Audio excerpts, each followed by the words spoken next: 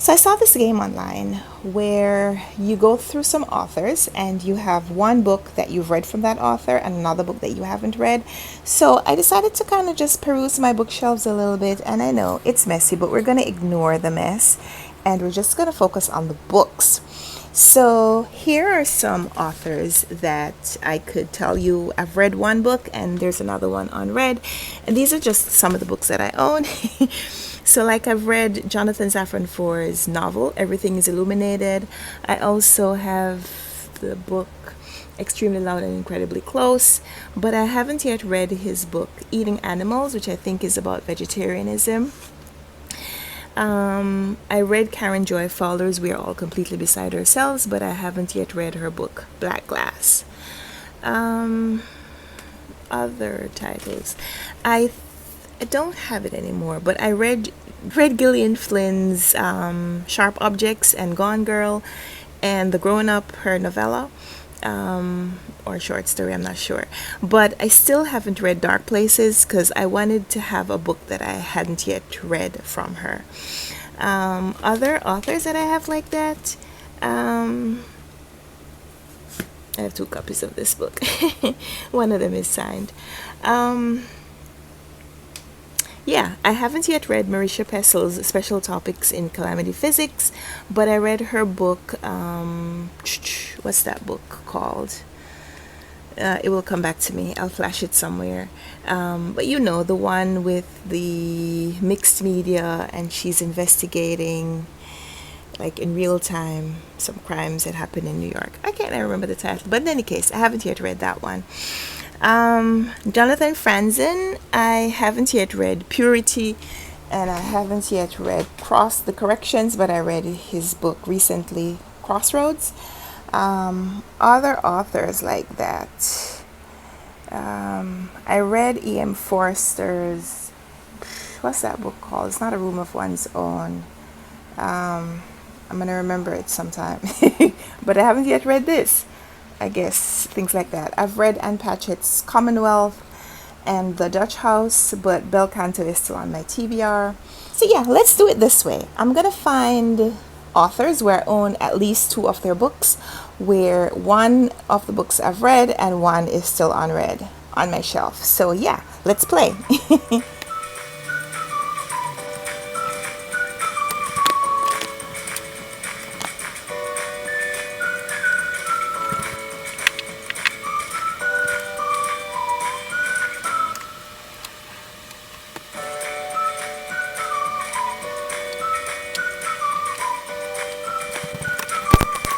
Hi friends, welcome back to my channel. I apologize for the sweaty nature of this video. It is still hot in New York City. Hopefully today is the last day of our heat wave. Hopefully I can regain some of my dignity on these videos. Here's hoping. So yes, the challenge today was to find 2 books by the same author on my shelf. One that I had read and one that I hadn't read. The first time I saw this challenge was an online game, list challenges actually, I think, where people are just putting pictures of books, so not necessarily books that they owned. But I wanted to look at my bookshelves today. I feel like I haven't been spending enough time in front of my bookshelves or sharing my bookshelves with you. The reason that I justified buying some of these random books that I bought was so that I could share them with you guys here on YouTube. So for me to have the books and not share them with you doesn't fulfill the purpose that I said I bought them for, right? Because I don't have to buy all the books that I read. A lot of the books that I read are electronic copies that I get from the library. So yeah, justifying the purchase of the books was how I was able to get them here in the first place. So I have to live up to that. So yeah, today's challenge was to find 2 books on my shelf, one read, one unread. Some of the books that I have read are books that I really enjoyed and just, wanted to read more from the authors and just haven't yet. So examples of that: The Dinner by Herman Koch. I really love this book. I thought it was imaginative and very provoking, emotionally arresting. It's a story about a family, 2 families really, and and how they rally around their children even when their children are obviously in need of serious discipline. But the escalation of the story follows the menu of a dinner. So we get a little bit of an appetizer and we go through the courses, and everything is actually happening at a dinner table as the revelations are coming out. Love this book. Found it so just so good, and recommended it to a lot of people. And I have another book by the author and I haven't gotten to it yet. So Dear Mr. M is still on my TBR. So read, unread from that author. That's how we play this game. Virginia Woolf. I've read Mrs. Dalloway, and I read her essay, A Room of One's Own, which I think if I ever get an office, like a dedicated office to write, I'm going to just buy a copy of Virginia Woolf's A Room of One's Own and just, yeah, I know this might be triggering to some of you, so I'll hold up two fingers when I stop saying this, so you'll know it's safe to come back. Yeah, I'm gonna break the book apart and take the pages and paper them. So I may actually need two copies because I'll need the front and the back pages. So yeah, I'll buy two copies. That's my promise to myself. When I get an office dedicated for writing, I'm going to buy two copies of A Room of One's Own by Virginia Woolf, and I'm going to take the books apart, separate the pages from their binding, and I'm going to paper the walls with those pages. That's what I'm going to do. So yeah, I think A Room of One's Own is just fantastic. So that means it's safe to come back. So A Room of One's Own, I think, is just a fantastic representation of the need for dedicated space and time for you to accomplish your dreams, accomplish your goals. And while I think it's something that in theory we say we do for some people, we don't necessarily do it for mothers, women and mothers, because, you know, a lot of arranging the other things in other people's lives falls to women. And I'm not complaining. I love it. I love being the person that my husband and my daughter look to for providing certain things. I feel it is my role as wife and mother and woman in this household to do certain things, like know where everybody has put their stuff. But we're not going to go down that because that's a rabbit hole. But yeah, I think you know, the creation of something as important as a book, just something that calls on so many parts of you, parts of your psyche, parts of your memory, parts of your imagination, parts of your creativity. I think in order for you to create something like that, you do need dedicated space and time.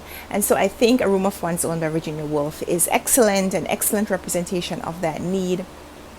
So I've read that, and I've read her novel, Mrs. Dalloway, but I also own Orlando, which I have been meaning to read now for several years and haven't gotten to it, so read and unread.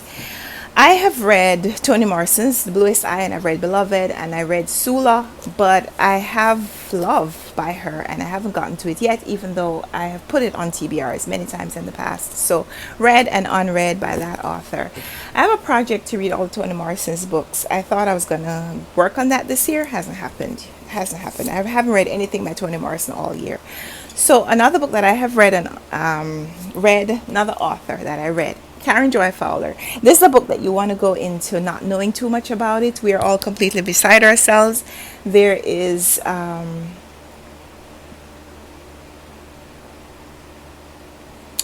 also don't read the synopsis. If you haven't yet read this book, don't read anything, synopsis, reviews, don't read anything about this book until you read the story yourself.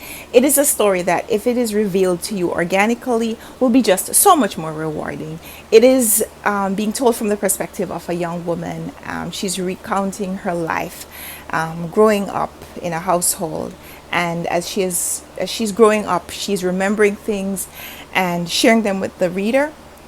And so I'm telling you very generally what the book is about without telling you any of the details. She's recounting to you and also kind of processing some of the things that happened in her life as she's recounting them. She's coming to terms with some of the things that happened, her own responsibilities, and also places where maybe she should have taken more responsibility but didn't. I don't know. But this, I thought, was a fantastic fantastically told story. And I've wanted to read more from Karen Joy Fowler since then, and I haven't, but I own Black Glass, which someday I will. This book was shortlisted for the Man Booker Prize, 2013, 2014, thereabouts. One of those years where I was doing a reading project where I was reading all the books that won the Booker, all the books that were nominated for the Booker that year, and trying to figure out if the judges did the right thing by choosing the winner. But yeah, didn't go very far. That's another project that I want to come back to long term. Anyway, other authors like that, where I own two of their books, one read, one unread, read, unread. Everything is illuminated. My Jonathan Safran Foer, this is the second book I read from him. The first thing I read from him was Extremely Loud and Incredibly Close, which I also have a copy of, just not right here, right now. I think his writing style is wonderful. I loved that first book, Extremely Loud and Incredibly Close. Tells a story of a little boy who lost his father in the World Trade Center attacks on 9/11, September 11, 2001, just in case you're not familiar. It's a little boy, and he is processing the loss of his father, and just how the people in his life give him space and time to process and come to terms with that new reality that he has. I don't know, I'm holding up this book. That's the other book. That's Extremely Loud and Incredibly Close. It's how they give him space and time to grieve and process, but also how they look out for him. I thought that book was fantastic. I went into reading this book with the expectation it was going to be a lot like that. This was very different. This is about a man who goes overseas, a Jewish man who goes overseas looking for connection to his family, and kind of learning some new things and making some new connections that he didn't expect. Like this, but not as much. And so I've wanted to read more from Jonathan Safran Foer. So I have his book, Eating Animals, which I haven't yet read. Yeah, it's about vegetarianism. And I guess I just haven't felt like I'm in the place to read it. It's one of those things that I feel like when I read it, it's going to change something in me. And I'm not quite ready to change it. So yeah, Saul Bellows, the victim, a big part of this book happens during a heat wave. I remember reading it during a heat wave in New York. The book is set during a heat wave in New York. Yeah. Maybe I should reread it today, because boy, I'm so hot. I'm so sorry, guys. I'm so hot, and not in a good way.